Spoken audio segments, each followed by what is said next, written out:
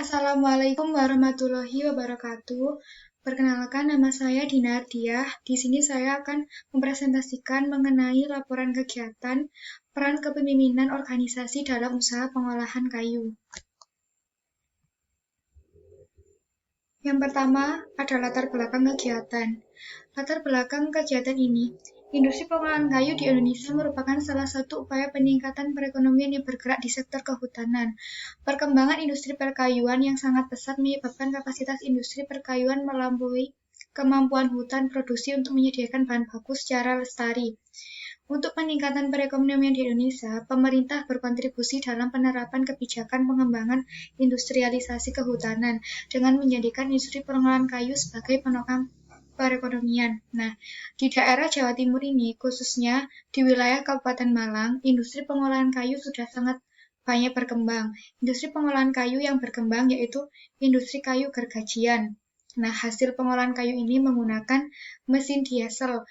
Kemudian kayu tersebut diolah menjadi barang setengah jadi dan dilakukan proses pengiriman ke luar kota. Nah, dalam melakukan pengolahan kayu tersebut, setiap industri memiliki sistem atau cara yang berbeda-beda dalam mengelola usaha tersebut. Pengelolaan ini tergantung dengan bagaimana seorang atasan memimpin usaha tersebut. Kepemimpinan ini melibatkan hubungan pengaruh yang mendalam yang terjadi di antara orang-orang yang menginginkan perubahan signifikan dan perubahan tersebut mencerminkan tujuan yang dimiliki bersama oleh pemimpin dan bawahan. Kepemimpinan yang berjalan dengan baik akan berdampak dalam kemajuan pengelolaan sebuah usaha tersebut. Bawahan tersebut akan merasa nyaman dan memiliki semangat kerja yang tinggi. Kemudian rumusan masalah dari kegiatan ini yang pertama, bagaimana peran kepemimpinan organisasi dalam usaha pengolahan kayu. Kemudian yang kedua, bagaimana sistem pelaksanaan organisasi dalam usaha pengolahan kayu. Untuk tujuan kegiatannya, yang pertama, untuk mengetahui peran kepemimpinan organisasi dalam usaha pengolahan kayu. Yang kedua, untuk mengetahui sistem pelaksanaan organisasi dalam usaha pengolahan kayu. Manfaat dari kegiatan. Yang pertama, manfaat bagi pelaksana. Usaha yang dijalankan ini bermanfaat untuk memperoleh pendapatan sebagai investasi di masa depan serta membuka lapangan pekerjaan bagi masyarakat. Kemudian manfaat bagi sasaran, usaha yang dijalankan ini bermanfaat untuk memperoleh lapangan kerja, juga menambah pengetahuan serta keterampilan. Kemudian bab 2 landasan teori. Yang pertama ada pengertian kepemimpinan. Kepemimpinan merupakan sebuah cara yang digunakan oleh seorang pemimpin dalam mengatur dan mengelola organisasi mereka. Dalam menjalankan kepemimpinan, seorang pemimpin membutuhkan kemampuan yang mereka miliki untuk mempengaruhi aktivitas bawahan atau anggota. Nah, kepemimpinan ini adalah kemampuan seseorang untuk memengaruhi bawahannya yang sedemikian rupa yang membuat orang lain merespon dan menimbulkan perubahan positif, sehingga mau bekerja sama dan bekerja secara produktif untuk mencapai tujuan organisasi, menurut Wibowo 2013. Nah, dalam menjalankan sebuah organisasi tersebut, seorang pemimpin memiliki cara atau gaya kepemimpinan yang berbeda-beda. Nah, berikut gaya kepemimpinan yang digunakan oleh seorang pemimpin. Adapun ciri-ciri yang digunakan dalam memimpin sebuah organisasi tersebut untuk mencapai kepemimpinan yang efektif. Yang pertama, cirinya memiliki kemampuan untuk melihat keadaan lingkungan kerja secara menyeluruh. Yang kedua, kemampuan untuk mengkomunikasikan keadaan kerja yang menyeluruh kepada orang lain. Yang ketiga, kemampuan untuk memberikan arahan kepada orang lain. Dan yang keempat, perhatian dan respek kebutuhan, aspirasi, perasaan, dan kemampuan dalam kelompok. Kemudian yang kelima, antusiasme untuk misi, sasaran, dan standar kelompok. Kemudian yang kedua ada faktor-faktor yang memengaruhi kepemimpinan. Dalam melaksanakan kepemimpinan, seorang pemimpin mengaruhi arah anggotanya untuk menjalankan tugasnya dengan baik. Nah, ada berbagai faktor yang dapat memengaruhi hal tersebut. Yang pertama, ada faktor kemampuan personal. Pengertian personal sendiri adalah kombinasi dari potensi, karena pemimpin lahir di dunia sebagai pribadi dan dipengaruhi oleh pendidikannya. Jika seorang dilahirkan dengan keterampilan kepemimpinan dasar, maka dia akan mendapat pendidikan dari lingkungan, dia akan menjadi lebih kuat. Jika tidak, dia akan menjadi pemimpin yang biasa dan standar. Sebaliknya, jika manusia dilahirkan tanpa keterampilan kepemimpinan, tetapi mendapatkan pendidikan dari lingkungannya, maka ia juga akan menjadikan pemimpin yang memiliki kemampuan dasar, memiliki kemampuan standar. Oleh karena itu, potensi pembawaan dan perapannya pendidikan lingkungan merupakan dua faktor yang tidak dapat dipisahkan, yang menentukan kehebatan seorang pemimpin. Jadi kemampuan personal pemimpin sendiri itu dipengaruhi dari lingkungan dan diri pemimpin sendiri. Kemudian yang kedua ada faktor jabatan. Nah, jabatan ini merupakan struktur kekuasaan yang dimiliki oleh seorang pemimpin. Dalam sebuah kepemimpinan, jabatan yang terstruktur menentukan bagaimana peran dari masing-masing anggota.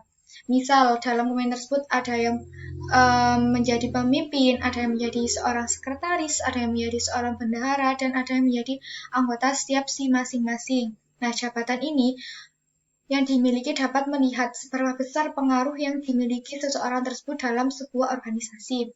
Kemudian yang ketiga ada faktor situasi dan kondisi. Situasi dan kondisi ini merupakan dua hal yang saling berkaitan satu sama lain. Nah, seorang pemimpin dalam organisasi tersebut harus bisa mengendalikan ketika organisasi tersebut mengalami permasalahan. Nah, dalam hal ini, pemimpin harus pintar-pintar melihat situasi dan kondisi untuk menyelesaikan permasalahan dan meminimalisir adanya konflik yang terjadi di dalam sebuah organisasi. Kemudian ada pengertian organisasi. Organisasi merupakan wadah yang terdiri dari sekelompok orang untuk mencapai tujuan yang sama. Nah, di dalam sebuah organisasi tersebut terdapat struktur organisasi yang membagi peran masing-masing anggota. Organisasi ini memiliki berbagai bentuk, macam, dan tujuan yang berbeda-beda antara satu dan lainnya. Yang pertama ada ciri-ciri yang dapat menggambarkan bagaimana organisasi tersebut. Yang pertama, adanya suatu kelompok orang yang dapat dikenal. Kemudian yang kedua, adanya kegiatan yang berbeda-beda tetapi satu sama lain saling berkaitan atau interdependent part yang merupakan kesatuan usaha atau kegiatan. Kemudian yang ketiga, tiap-tiap anggota memberikan sumbangan usahanya atau tenaganya. Yang keempat, adanya kewenangan, koordinasi, dan pengawasan. Yang kelima, adanya tujuan dalam organisasi tersebut. Nah, organisasi ini selain menjadi wadah, juga merupakan proses interaksi antara sekelompok orang yang berada di dalamnya. Keberhasilan suatu organisasi tersebut juga dapat dilihat dari kualitas sumber daya manusia yang saling berinteraksi dalam mengembangkan tujuan organisasi bersama. Kemudian, hubungan kepemimpinan dengan manajemen organisasi. Manajemen merupakan proses pemanfaatan sumber daya dan juga kerjasama dengan sekelompok orang melalui perencanaan, pengorganisasian, pengarahan untuk mencapai tujuannya bersama. Nah, manajemen organisasi ini meliputi proses sumber daya manusia, sumber daya buatan. Nah, adanya manajemen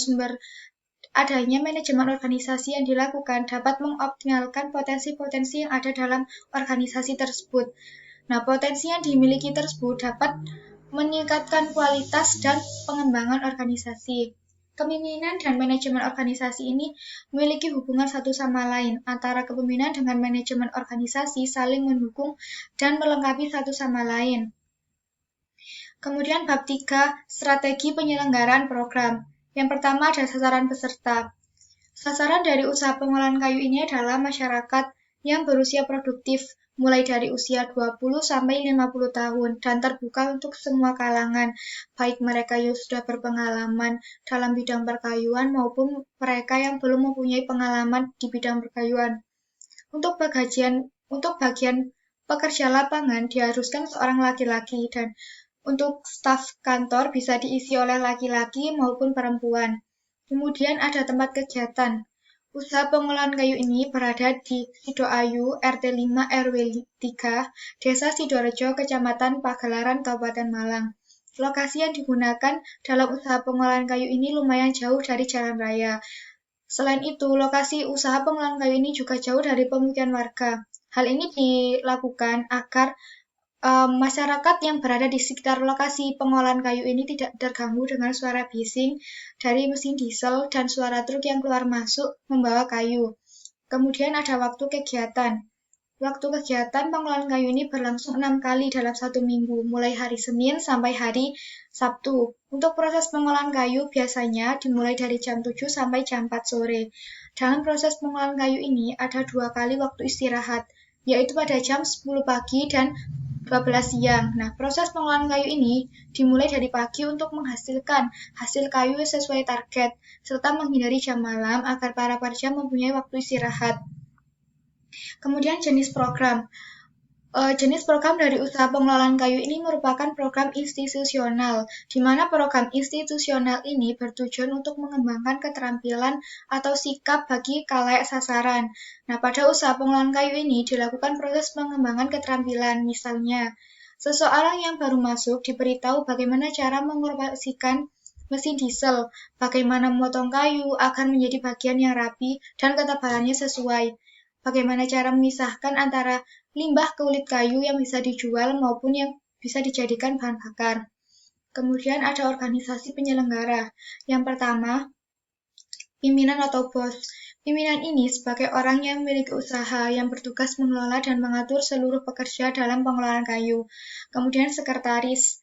Sekretaris ini bertugas untuk menyusun dan membuat segala laporan mengenai hasil pengelolaan kayu serta menerima persultatan keluar maupun masuk.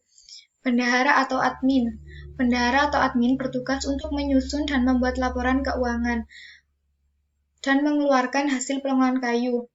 Laporan keuangan ini mengenai segala dana yang masuk dan dana yang sudah dikeluarkan dalam proses pengelolaan kayu.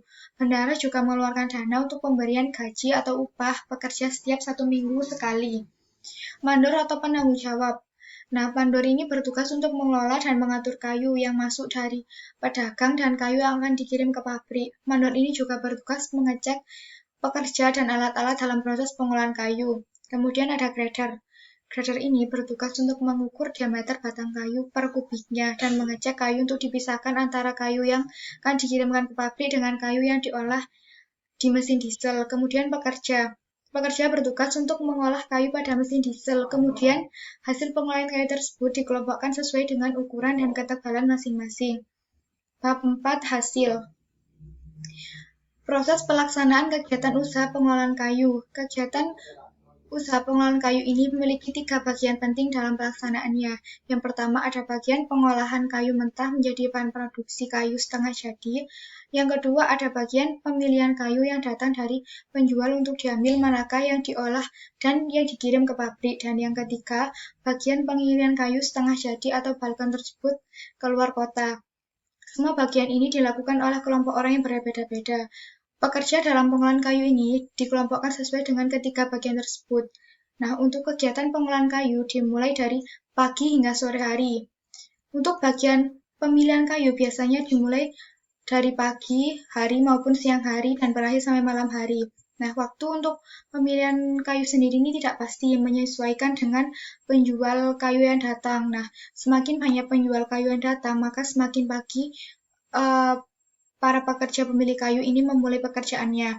Kemudian pada proses pengiriman kayu dilakukan sore hari setelah proses pengolahan kayu tersebut selesai. Nah, kayu yang selesai diolah tersebut nantinya disusun sesuai dengan ukuran dan ketebalan masing-masing, kemudian diangkut ke dalam tronton. Nah, untuk proses pengiriman kayu ini membutuhkan waktu yang cukup lama. Nantinya kayu-kayu yang sudah selesai di packing akan dikirimkan ke daerah Jawa Tengah. Pada kegiatan pengolahan kayu ini didominasi oleh para pekerja laki-laki. Nah, sebenarnya dalam usaha pengolahan kayu ini juga membuka lowongan pekerjaan untuk seorang perempuan, namun jumlahnya terbatas karena dalam pekerjaan ini membutuhkan tenaga yang cukup banyak. Jadi, laki-laki berpeluang untuk masuk pekerjaan ini lebih banyak. Kemudian, deskripsi proses implementasi kepemimpinan dalam kegiatan usaha pengolahan kayu. Dalam usaha pengolahan kayu ini, pemimpin dari usaha pengolahan kayu menggunakan gaya kepemimpinan yang beragam, yaitu memadukan antara gaya otoriter, demokrasi, dan kontrol bebas. Penggunaan ini ditujukan agar pengolahan kayu berjalan dengan lancar dan sesuai tujuan. Penerapan gaya otoriter ini dilakukan ketika bos memberikan job desk masing-masing pekerja sesuai dengan bagian masing-masing dan juga pembuatan peraturan bagi para pekerja. Kemudian untuk Penerapan gaya demokrasi ini dilakukan ketika seorang pekerja merasa ada hal yang kurang nyaman ketika bekerja atau merasa kebingungan dengan bagian mereka. Pekerja tersebut bisa lapor kepada mandor, kemudian mandor akan lapor pada bos. Gaya demokrasi ini diterapkan untuk mengetahui kebutuhan dan hal apa yang dirasakan oleh pekerja. Kemudian untuk